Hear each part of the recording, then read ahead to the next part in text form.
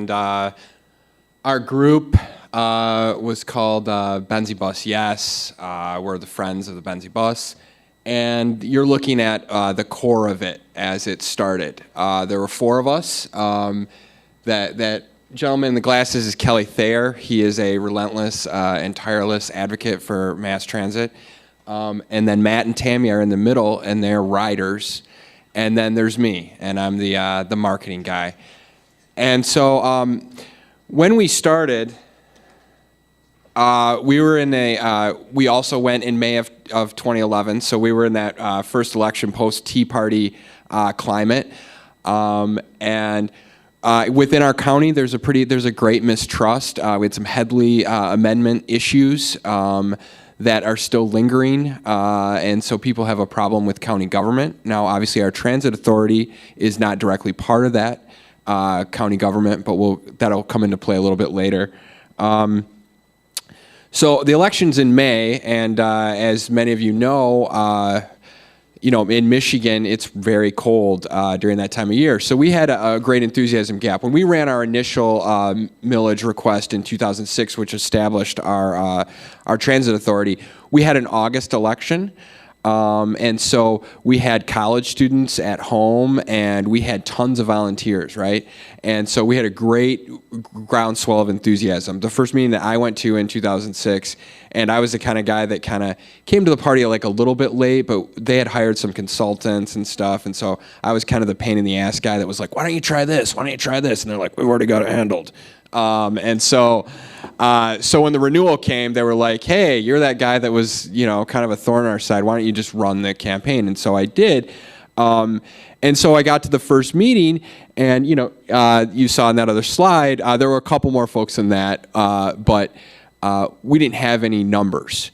And so that became a significant problem for me because I was like, well, I'm only one guy and I can only do so much. And yeah, there's 13,000 people in our county, but I'm still only one guy and I understand how mass marketing works. So that was part of the thing where, you can plan, but things just happen, and lack of volunteers was one of them. So this is where I'm gonna quote some Bible for you.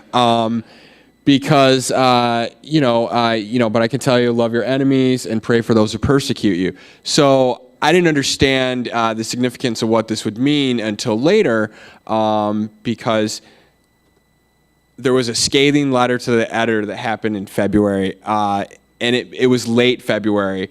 And we had already been meeting as a group for almost 2 months. And it was littered with inaccuracies. The writer didn't understand the funding structure at all. And he thought that the bus funding was coming out of the county general fund, and his position is that we should be spending this on other things like public safety. The writer also happened to be the Tea Party candidate for the 2nd Congressional District who lived in the county. And so he had a fair amount of following within the county. And so that allowed people to see the other side of the debate. So I say this, before the letter, they were sparsely attended. I've detailed that. But my biggest problem is we were not getting, we weren't getting bus employees, which I felt which should have been a natural volunteer for us, right? Because in 2006, we created 30 jobs. In a county of our size, it's a fairly large deal, right? And none of these people were showing up to the meetings. And, there's as Bill talked about, there's a line there as advocates and as transit agencies that you can't cross. And so it's like I couldn't walk into the bus authority building and be like, hey, why the heck aren't you guys here? But when that letter happened, it allowed them to say, oh, there's people out there who don't think that this is a great idea. And so after the letter, the meetings doubled in size. And then we had some pieces to work with. So we used it as a rallying cry, and then we knew what we were up against, and then it helped motivate us/me, because then I worked even harder, and some of the stuff was ridiculous. We had a huge freak windstorm in April. Again, this is Michigan, so like everything revolves around the weather, especially in northern Michigan. And so, like, literally, like, our investment were these yard signs, right? We had 500 yard signs, and they were all blowing away. And I was, like, literally, like, I was driving around the entire county, and I called Kelly, and he's like, "You're nuts." And I'm like, "No, you don't understand. Like, all the work is, like, literally blowing away." And so I'm out there with a staple gun, you know, putting these signs back on and posting on Facebook and asking people to help. And you know, you talked about Facebook. I mean, our page now has 100 likes. Before the election, we had 97 likes. I mean, so we're obviously dealing with with an older demographic.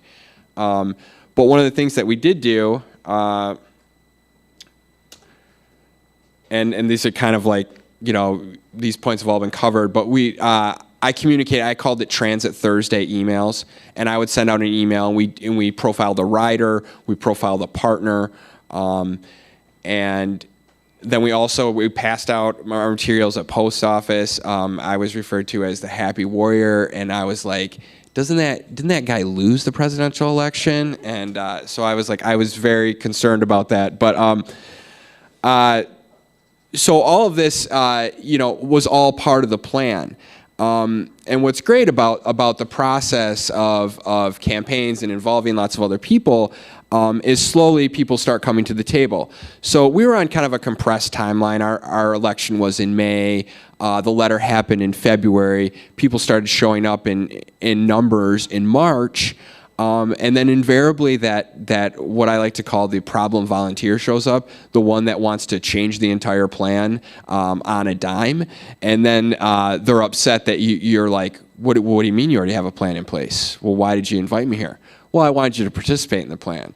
And so having that plan together and then being able to deal with like the person that's going to show up and say, "Oh, I want to change the plan." Because I was that guy in the first campaign, you know. So I knew that guy was coming because, you know, I was him. And so to get buy-in on that can be difficult. But, you know, the thing that we stressed in the campaign was just, you know, why transit is important. And so this was our big piece, and we had two big outlays of money. One was for yard signs and one was for this piece, okay? And so, you know, this encompassed pretty much everything that we felt like that transit was offering Benzie County. And so we had business community leaders, riders, we had the hospital. So one of our, and then, you know, within the piece, we like sold individual success stories. Like, we have a dialysis. Traverse City is about 35 miles away from most of our county. And so that's a big deal for people to be able to get up to the hospital there. And so that's one of the ways that the system helps out. So this is just more Vote Yes Today stuff. And so this was like, it was finally coming down to the wire. We held a rally. I'll give you a funny little story. I learned some lessons about public relations, and I think that they're applicable, although they don't make me look the best. I was very desperate towards the end of the campaign to get us some television coverage. I felt that we needed just to get over the top, and I also wanted within our media market for people to know that there's some good stuff that comes out of Benzie County. So Benzie County gets beat up a lot by the Traverse City paper. You know, it's easy to feel like they like to kick us like a can, and so I was anxious to get that out there, and so I called the television stations, and they were kind of, yeah, you know, and not really, and so we were having a rally. And we held it in the middle of the day, and we held it at the senior center because those are our natural allies. And the guy said, "Well, how many people do you think are going to be there?" And I didn't know, and so I was like, "Oh, probably at least 100." Right? I didn't even have 100 Facebook likes. So they came to the rally, they covered it, and this is also another lesson that I learned. So they interviewed me for like 10 minutes, right? And so I'm getting out all the points, right? All the ways that it's helping, and what quote do they use from me is, "Well, how do you think that you'll use the bus?" And I'm like, oh, well, I think this summer that we'll take the bus over and then have my wife come over when we're playing baseball and me and my son. And it was like this, so it was completely arbitrary, had none of the messaging that I wanted. And then that's the story that they run. And so my lesson, I had twofold lesson from that. One, I always consistently stay on message and follow the adage, never ask the question or never answer the question that was asked, answer the question you want to answer. And then two, don't give numbers, for perspective, oh yeah, there's, like for this thing, there was there's going to be 150 people here. Okay, so I prepared for myself in my mind that there's not 150 people here, but it's still good. So, so this is the night before the campaign, and that's actually my house. And I used a projector similar to this to cover my entire house. And my house is on US 31, which is the major thoroughfare. And I didn't know if anybody noticed this or not. But when I went to vote the next day, the clerk goes, "Hey, was that your house that was all lit up?" And I was like, "Yeah." So then I felt like vindicated that I had done that. But it was a great shtick, and it was a great oh, check this out. It was like I posted this in the lead up to the thing, and I was like, I don't know if I've gone too far or if I finally utilized the resourcefulness of my house being on 31, but that was the thing, and all of this. So here are our top 5 reasons, and I'll just kind of let you read them. I mean, they're kind of all the normal things that that you can use on a transit message, but for us, running the renewal in that post Tea Party thing, there were a lot of potential adversaries out there, and we were actually able and fortunate that one of our board members that sits on the Transit Authority also started coming to our advocacy meetings, and she was an ardent Tea Party supporter. But she got to see the usefulness of the bus because her brother was losing his eyesight. And so the bus became very important to them. And so through engaging her, we were able to really stem off a lot of that message. So we had a convincing 3-1 victory. We had excellent turnout. And you saw the Rapids numbers. But for us, there was another millage that was run in Kalkaska County, and Kalkaska County is about the same size as us. They had 1,000 people that showed up and voted, and so we had 3,000. And so, if anything from the campaign that I took ownership over was the fact that we had such a great turnout because we really worked hard as advocates. And so, I'm running out of time, but I want to tell you about the guy that wrote the letter. So in the end, he met with the executive director of the Transit Authority, and she explained to him how the funding structure worked. The letter became an issue for him in the primary of the sheriff's race that happened in 2012. It was like a kind of a rallying cry for the opposition to him.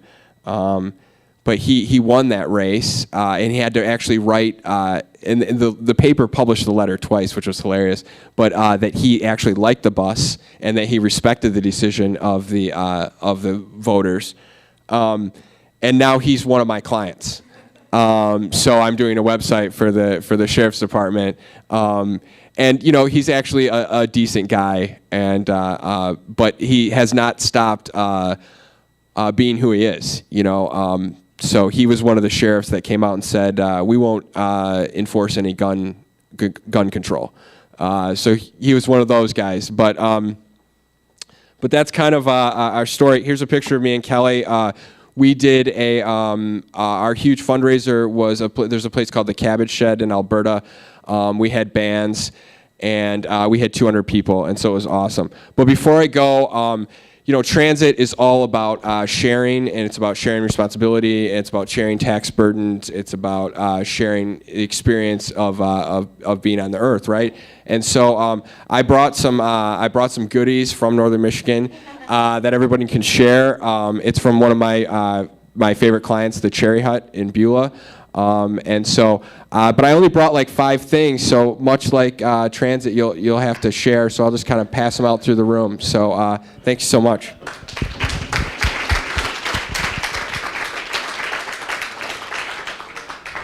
Thank you very much, John. Does anyone...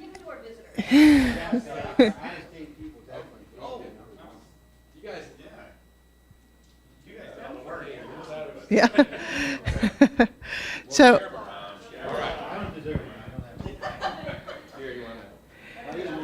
While John is passing out cherries, which I'm really excited about because I'm a cherry aficionado, does anyone have any questions for John, for our last speaker? We've got a couple questions up here. I want to hit the microphone. Sure. Oh, okay. Let me just put that back in that spot. Oh, sorry. Yeah, it's okay. Two little musical microphones. All right. You said about shared, we're all sharing, we like public transit. What would be the typical Tea Party anti-transit message about not sharing, how we shouldn't share, and then how do you counter that? Well, I think for us in our campaign, it was the Tea Party message of smaller government, starve the beast. For our case, it was a renewal. So our system would have gone away, and they would have benefited, I guess, in their minds, from reducing the size of the footprint of the government. And how we countered that was we just showed usage, and then we engaged our partners. And so for us, it was we had the largest employers of our county on board. They endorsed early. We used our ridership base, which is we just showed how it was being used, whether the people were disabled, whether they were students after school, it was supplementing transportation, whether it was people going to Traverse City to get medical care. But the Tea Party doesn't care about any of those people. Right, exactly, but the general public does, and so that's how we chose to kind of fight that. Okay, yeah. Yeah. So, real quick, locally, what we were up against, people always say transit should pay for itself. Fares should cover the operations of a transit system, which is hilarious. But so we always respond with it's infrastructure, and there's no piece of infrastructure that pays for itself. I've never called 911, but I'm happy to pay the taxes to make sure it's there.